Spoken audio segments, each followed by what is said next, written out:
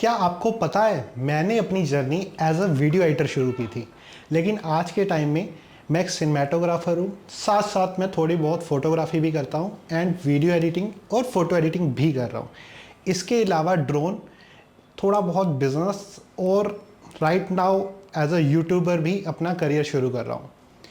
तो गाइज, इतना सब कुछ करने की मुझे क्या ज़रूरत थी? या आप भी काम कर रहे हो, आपको भी कभी लगा होगा कि मुझे इस चीज़ के साथ इस चीज़ को सीखना चाहिए, अपने साथ एडिटिंग को, ड्रोन को, कुछ और एक्स्ट्रा ऑर्डिनरी सीखना चाहिए। लेकिन लोग हमें कहते हैं कि हमें बस एक चीज़ में अच्छा होना चाहिए, वही चीज़ करनी चाहिए, दो नाव में पैर नहीं रखना चाहिए। गाइस, टू बी ऑनेस्ट, मेरे एक्सपीरियंस से अगर आपको आज के टाइम में बहुत एक लेवल से आगे राइज करना है ना, तो आपको बहुत सारी चीज़ें आनी चाहिए। अगर आप एज अ बिजनेसमैन हो तो आपको बहुत कुछ आना चाहिए। आपको नहीं पता कब आपको क्या चीज़ करनी पड़ जाए। आपने किसी टीम को हायर किया, कब कोई प्रॉब्लम हो जाए और आपको उसकी जगह काम करना पड़ जाए, कब डेडलाइन हो, आपको खुद एडिटिंग करनी पड़ जाए। रिसेंटली एक इंसिडेंट हुआ कि थोड़े टाइम पहले एक न्यूज़ आई कि ड्रोन के ऊपर काफ़ी रिस्ट्रिक्शंस लग रही हैं, जो कि लगी भी। ड्रोन के ऊपर आपको कहीं ड्रोन चला नहीं सकते, आपके पास लाइसेंस चाहिए। हुआ यूँ कि जब ये रिस्ट्रिक्शंस लगी तो वो लोग जिनको सिर्फ़ और सिर्फ ड्रोन चलाना आता था, उनकी हालत ख़राब हो गई। लेकिन वो लोग जो ड्रोन के साथ एडिटिंग, फोटोग्राफी या कुछ कुछ भी और जानते थे, उनके लिए कोई प्रॉब्लम की बात नहीं थी। आज के टाइम में जैसे ही हमारा वेडिंग सीज़न ऑफ होता है, बहुत सारे लोग छुट्टियां मनाने घर बैठ जाते हैं और टू बी ऑनेस्ट, जो भी कमाया है वो सब वहीं छुट्टियों में उड़ा देते हैं। लेकिन अगर आपको इसके साथ कोई और स्किल आती है तो आप साथ साथ वो भी सीख सकते हो। तो हमें इतना तो पता लग गया कि अगर हम इस इंडस्ट्री में हैं तो हमें ऑलराउंडर बनना पड़ेगा। जितनी ज़्यादा हो सके उतनी ज़्यादा चीज़ें सीखनी पड़ेंगी।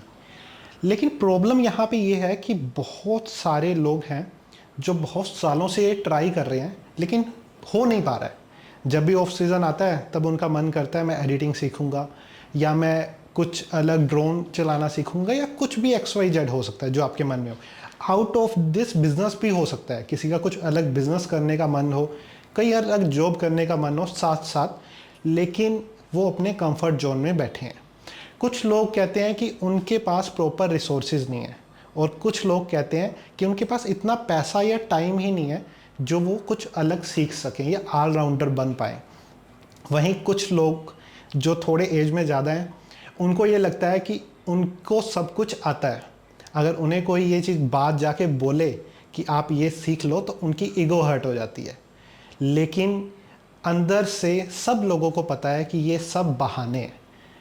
At the end, deepest level, हम ऑलराउंडर ही बनना चाहते हैं, हम सब कुछ सीखना चाहते हैं ताकि कल को हमें कोई प्रॉब्लम ना आए।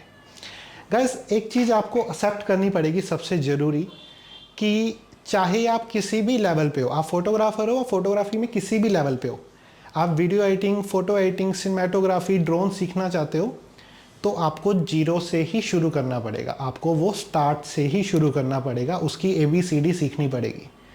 इट्स नॉट लाइक कि एक बहुत अच्छा फोटोग्राफर है, वो वीडियो एडिटिंग पे बैठेगा और साथ के साथ एडिटिंग करने लग जाएगा। ऐसा कुछ नहीं होने वाला। आपको उसकी ABCD बिल्कुल शुरू से सीखनी पड़ेगी, जैसे एक नॉर्मल इंसान आके सीखेगा।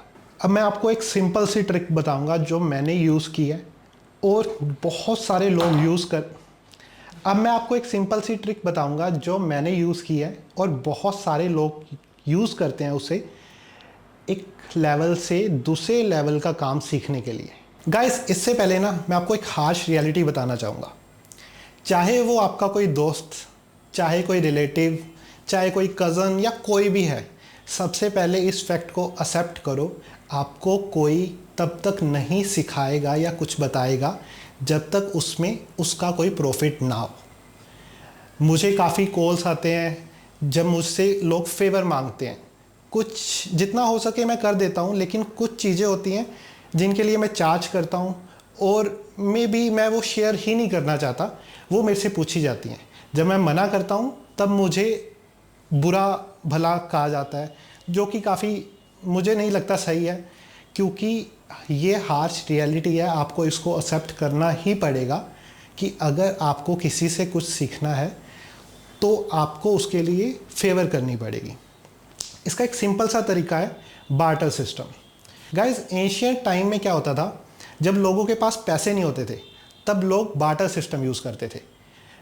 अगर मेरे पास थोड़े से चावल हैं, सामने वाले के पास कुछ ऐसी चीज़ है जैसे दाल, तो वो उन दोनों चीज़ों को बांट लेते थे वैल्यू के हिसाब से। तो आपको भी यही सिस्टम यूज़ करना पड़ेगा। अगर आपका कोई दोस्त है या कोई जिसे आप जानते हो जो फोटोग्राफ़र है, सिनेमेटोग्राफर है, आपको उसके साथ बार्टर सिस्टम यूज़ करना पड़ेगा। मैं अगर अपनी रियल लाइफ एग्जांपल दूं, जब मैं शुरू में वीडियो एडिटिंग करता था और मेरा मन कर रहा था सिनेमेटोग्राफी सीखने का, तो मैं एक सिनेमेटोग्राफर से मिला।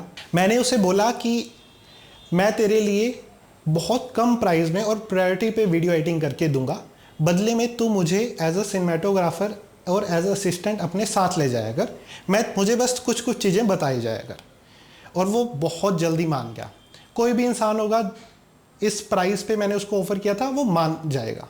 ठीक है, तो आपको क्या करना है, आपको देखना है कि आप सामने वाले के लिए क्या वैल्यू ऐड कर सकते हो। आप फोटोग्राफर हो, आप सिनेमेटोग्राफी सीखना चाहते हो, आप सामने वाले को ऑफ़र कर सकते हो, मैं तेरे लिए या तेरे ब्रांड के लिए कम प्राइस पे शूट कर दूंगा, बदले में मुझे सिनेमेटोग्राफी सिखा दे। या आप वीडियो एडिटर हो, आप सेम ऑफ़र इसको दे सकते हो। अगली बार आप किसी से भी फेवर मांगने या सीखने जाओ तो आप देखो कि आप उसके लिए पहले क्या कर सकते हो, रैदर देन वो आपके लिए पहले क्या कर सकता है। All the best guys.